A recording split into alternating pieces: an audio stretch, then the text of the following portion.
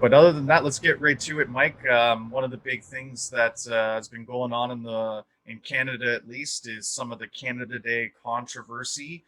To give some context to our international listeners or people that are living under a rock and not aware, there's been a lot of discoveries in the indigenous communities at residential schools of unmarked graves or mass graves. It's sparked a lot of emotion out of people in Canada, and it just so happened to be coinciding a lot of these discoveries around Canada Day. So there was calls for people to cancel Canada Day and to not participate and not celebrate in the country, and it took all sorts of different twists and turns, and we just didn't feel it was the right time to talk about it on the last episode. But it's something that I want to just get into a little deeper at this point. So Mike, I know you know exactly what's going on, and I'm going to give the floor to you to start. But give us your thoughts on everything that's been kind of going on. It's been a lot that's been going on here, and like all in BC at least. I don't know about the East Coast on your end, but if anyone's heard about the statue in Victoria that they toppled, the Queen of Elizabeth statue. So that happened, and then they put a red dress up instead, as just kind of like in memory of all the things that have happened, and just like to spread awareness. And there's a lot of oh, what's the word that I'm looking for? Lots of marches going on.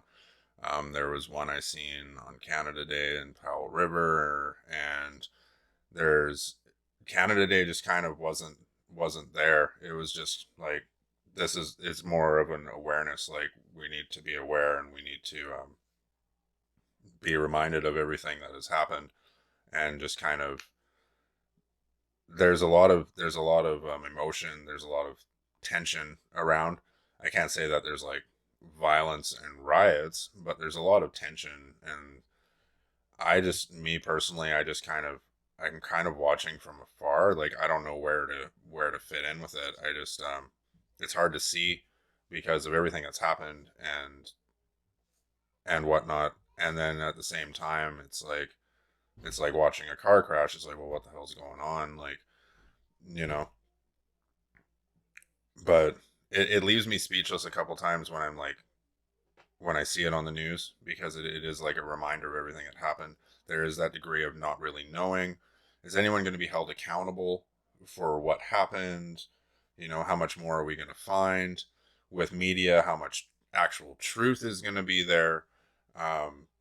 Because, media does lie. And if anyone doesn't think that, I don't know where the hell you're coming from.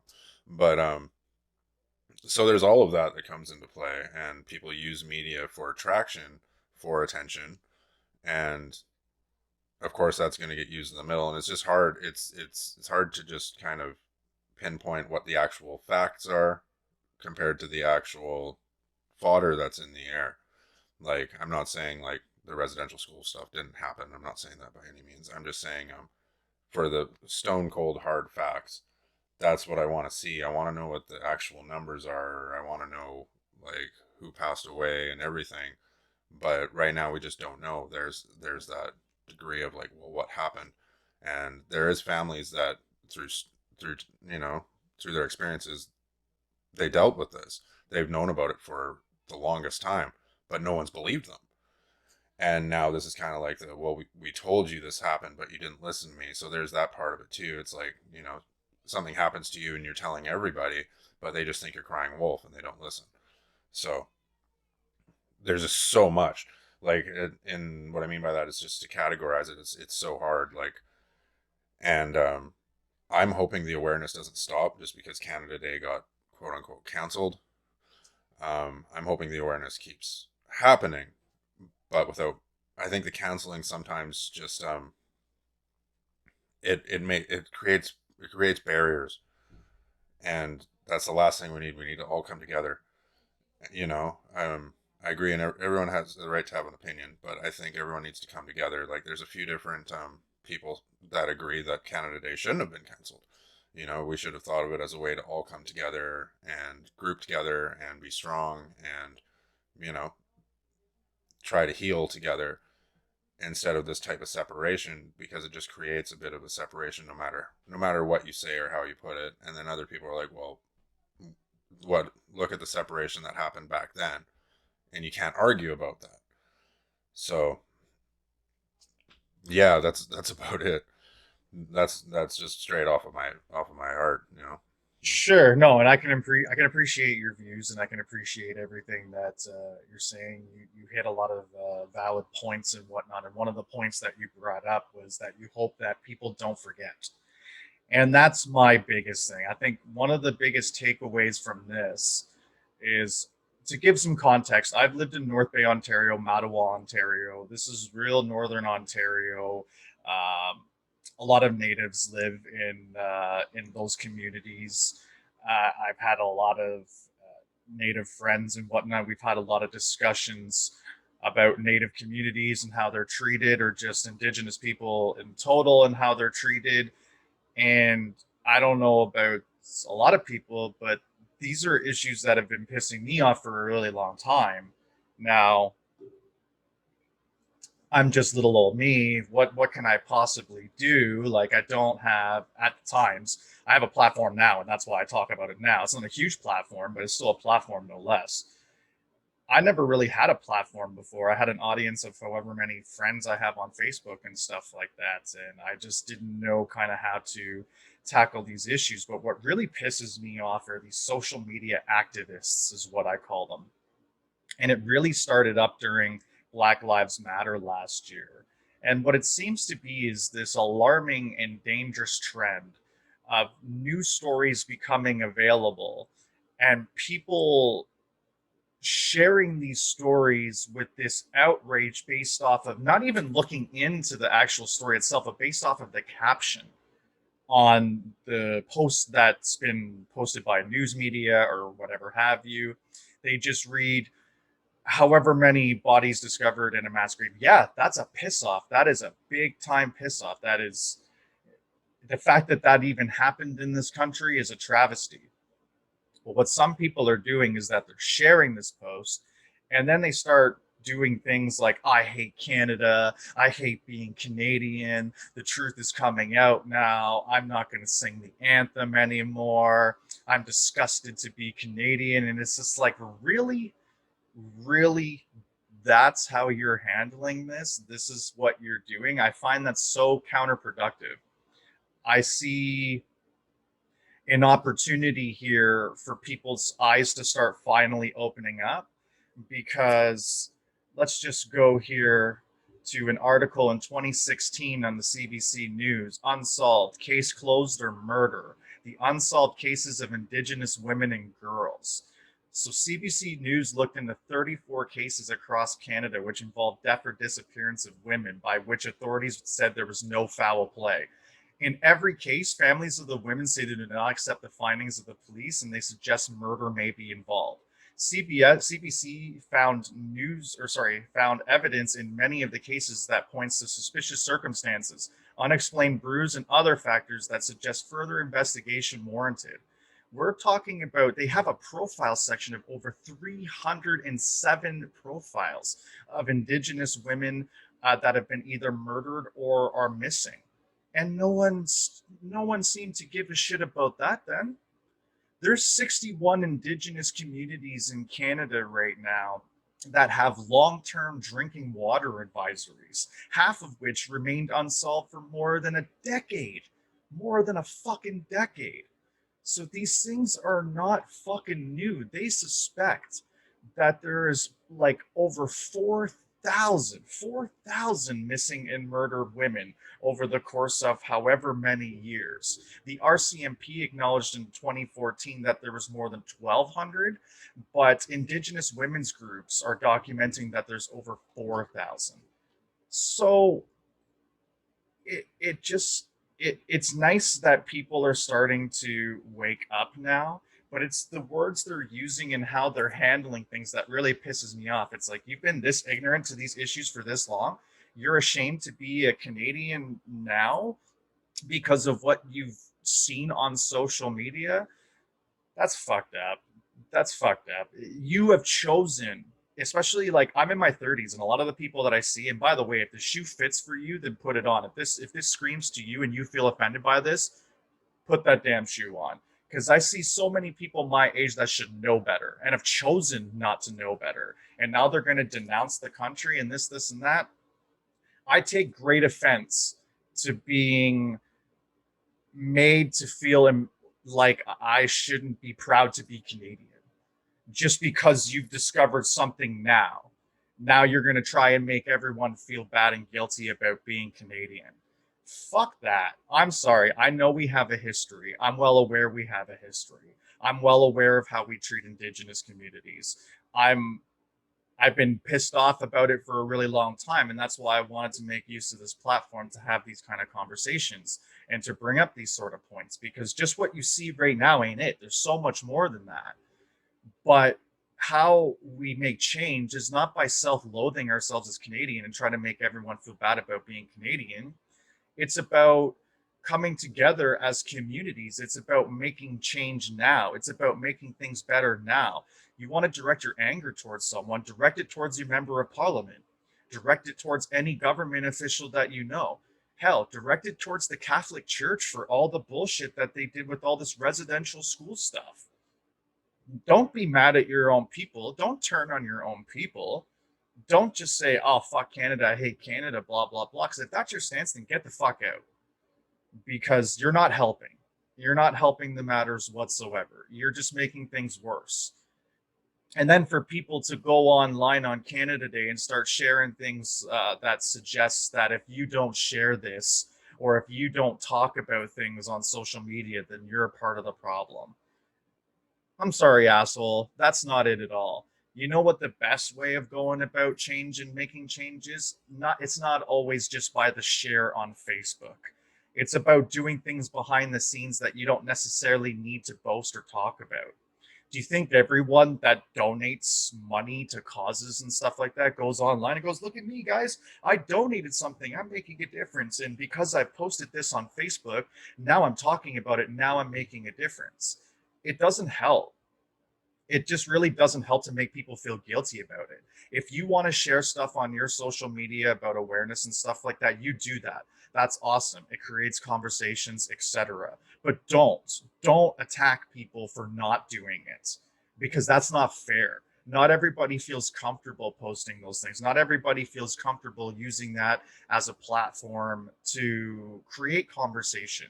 Maybe they wish to do things in private. That's none of your fucking business. Maybe they don't need to wear an orange shirt or change their social media picture on Facebook with a little fucking filter of their selfie in that. And by the way, you look like a fucking asshole when you do that. If you post some selfie of yourself with some social justice cause as your little ticket underneath, you just look like an asshole. Straight up. It does nothing. Nothing. I'm sorry to say, it does absolutely nothing. Like, give it a rest already. If you want to change your social media picture to just an orange, fine. But yourself smiling and having a great time with something serious like this as your filter, give your head a fucking shake. Like, ridiculous. Ridiculous. So, not to get off topic too much about ranting and stuff like that, it just pisses me off in general about how people treat serious issues and then tend to forget about them.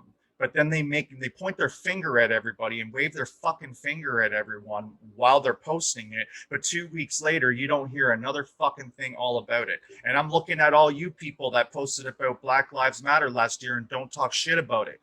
You trying to tell me now that Black lives don't matter? Because that's the message that you're sending, because you've now given up on the whole entire thing because it's not a sexy share anymore. It's not something on social media news. We all have the attention spans of fucking ants, it appears. It's like, man, wake the fuck up. Like, if you're going to be mad about something, stay mad about something. If you want to make proper change, do proper change. But some of the ways that we go about it as a society is fucked up and embarrassing. Mike, what's your thoughts on what I just said? That's exactly kind of what I was thinking about, like the forgetting about it. Like that's my worry. Like when you bring up Black Lives Matter, it's like not many people here in Canada are now talking about that anymore. And I know it's not because they don't think it's important. It's because they're they're like hopping on a trend wave here, and that gets in the way of actual progress. Like there's people on both sides that I see online that are like, cancel Canada Day. Yeah, sure, go ahead, let's cancel Canada Day, but do more and write write the government, write Parliament, and share this email that we have, and send it away. And then there's people like, no, fucking don't cancel Canada Day. Let's get our shit together and email our fucking Parliament and all this other stuff and go ahead. Like that's a togetherness right there. Like that's too, people want that. Even the people that want to cancel Canada Day and don't, they still say we should all send our shit to Parliament and work together. This other stuff of like waving the flag around and being like, I fucking donated something, or I did this, look at me, like the Homer Simpson one where he kind of dances around. He's like, look at me, look at me. Like I kind of picture that sometimes when I see this shit. But like with Facebook, it happens all the time. You see all these filters, and someone puts a filter up, and how dare you say something like you just said about the filter, where you got someone drinking, getting fucking hammered, and they've got like a fucking thing on the bottom because of some tragedy that just fucking happened, and it's like you're not taking it seriously at all. Yet you're here, you're kind of looking at it like I'm on team this, and it's like that's not what this is. This isn't like a fucking like let's all wear a certain color and go down the road and be have a togetherness. There's a reason. There's a purpose, and you need to do more than just fucking go out there and take pictures and be like, look at me, like you're a fucking tourist. Like I totally agree with that. But yeah, like it all comes down to that, just like more of the things, like go to Parliament, go have your voice be heard that way, because on social media it just isn't working. It goes back to that whole bubble. The only people that are really seeing that are the people in your friends core list, and fuck, do they give a shit? Do you even know? And are you going to delete them because they didn't use the same filter as you? Like who's that say to you as a person, Well, and that's about it. that's what I'm saying, and I see that everywhere. I see people ruining friendships because in the spur of the moment they're not seeing the same type of energy towards the situation online. But it's like you said, you want to make real difference. Go to like, for example, we have Six Nations, which isn't too far from here, just outside the Hamilton area. Go to Six Nations and have conversations with some indigenous people there if you really want to know. Like, reach out to leaders of tribes and have conversations with them. Write emails and or DMs to government officials, to Catholic Church officials. These are things you can do. Or take a course. Right now the University of Alberta is offering a free Indigenous Studies course right now. Do that. Go march on the streets when they have rallies and stuff like that. Great. All for all of that. That's what makes real change. It's just I don't want the message to be misconstrued here that I'm anti, Indigenous awareness right now. I just don't like these social media activists that are only interested in having this really large point of view on it and feelings on it, and they spit vitriol at everybody and anyone, and then 2 weeks later you never hear about it again from them. It's just a memory of something in a year from now. I see it as attention seeking. I see it as this is an opportunity to bring the spotlight onto me by talking about whatever's really going on in the world. And they want to take what they see as the good guy stance on things. But yeah, just seeing the anti-Canadian stuff and hating Canada and stuff like that, it reminds me, it's like, do you think Germans or Japanese, they're not proud of who they are because of the history that their countries had? Think about it for a second. Do you think, like, if there was a celebration in Germany and they're all waving their flags, do you think people should go online and be like, you shouldn't be proud of being German? You should be disgraced and disgusted because of what Adolf Hitler and the Nazis did in the 30s.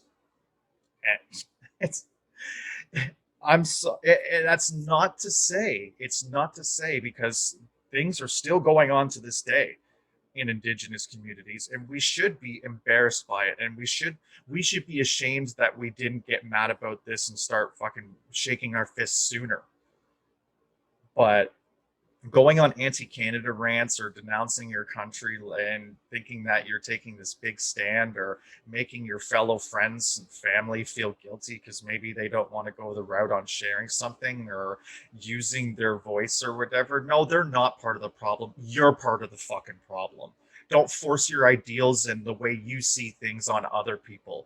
Realize everyone has their own path and everyone has their own way of doing things. Stop with this conforming and everyone conforming to the way you think bullshit. We've all had enough. So if you're one of those people and this offends you, good. Because I really don't give a fuck. No, I totally agree. Everything you said, man, it's on point. Yeah, this is why I didn't want to talk about this on Canada Day, because I didn't want to get things misconstrued. Do I think maybe we should have forgone any sort of like fireworks and all that? Sure, yeah, I totally get that. Making people feel guilty because they didn't wear orange on a day. That's the type of Karen shit that I'm just not on. It's just if I don't need to wear an orange shirt on a certain day to show my solidarity. Like I can do it in so many other ways other than that. But yeah, it's just this.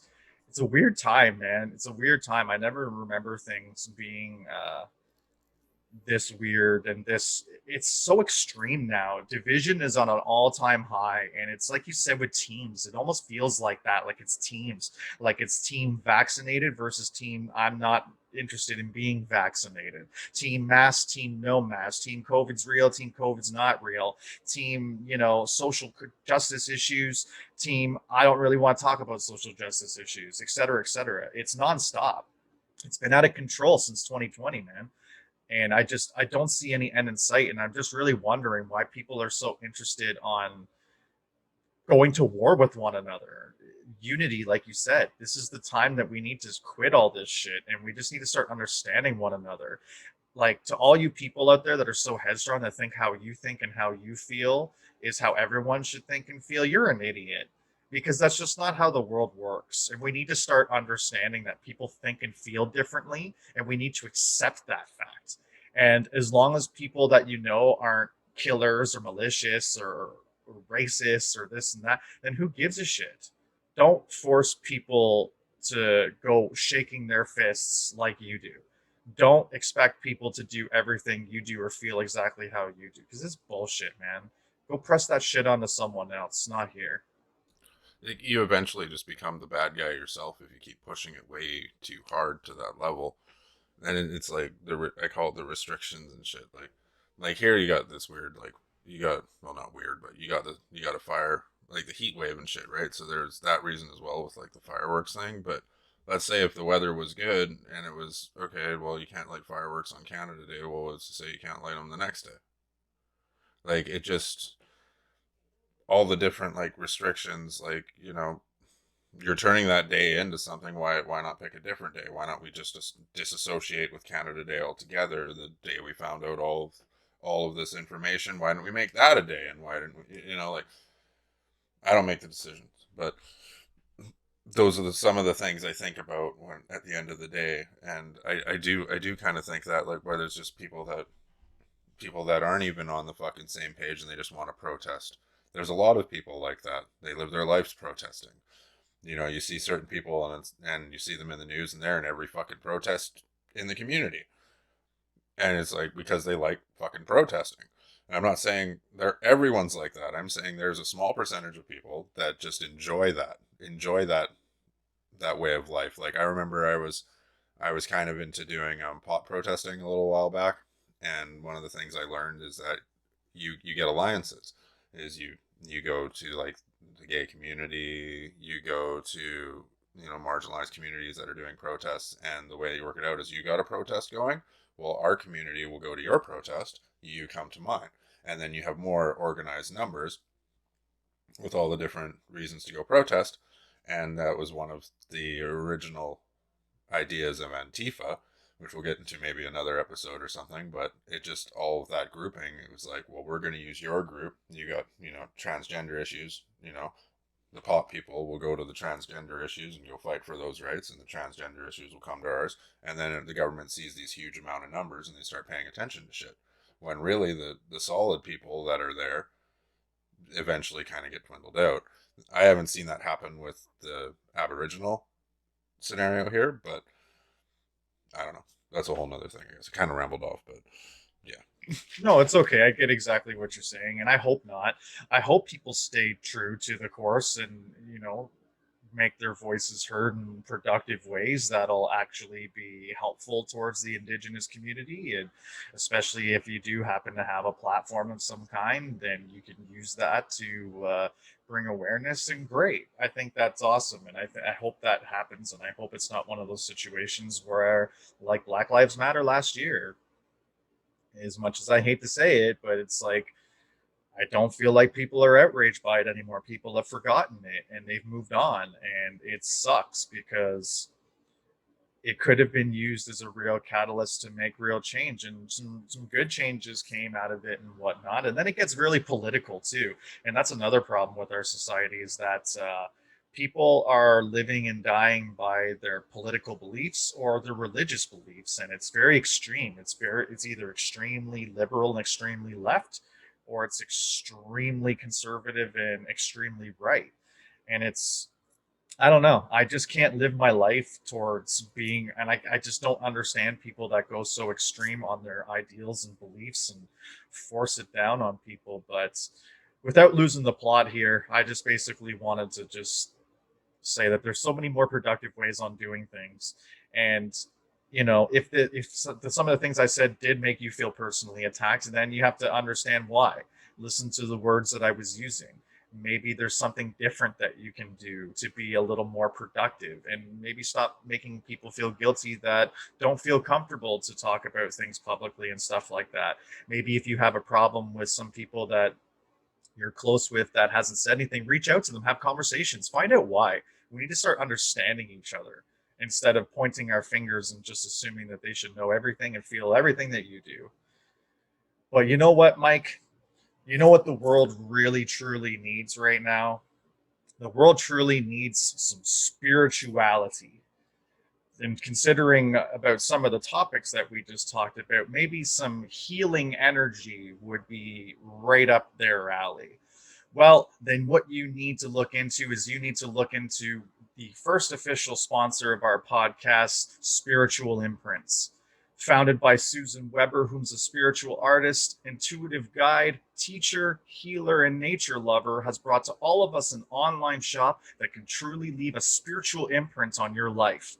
Go to spiritual-imprints.com today and choose from so many items such as candles, crystals, gemstones, incense, herbs, jewelry, and even subscription boxes. Yes, that's right, subscription boxes, monthly subscription boxes. And there are 3 options for your subscription boxes, such as the Spirit Box, the Sacred Sabbath Box, or a Crystal Club subscription box.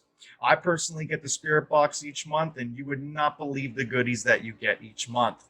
Again, head to spiritual-imprints.com, and because Susan wants to bless the CTS family today, she's offering you listeners a 15% off code. Redeem this by entering CTS15 at checkout to receive 15% off your order. Terms apply. Subscription boxes excluded. See website for details.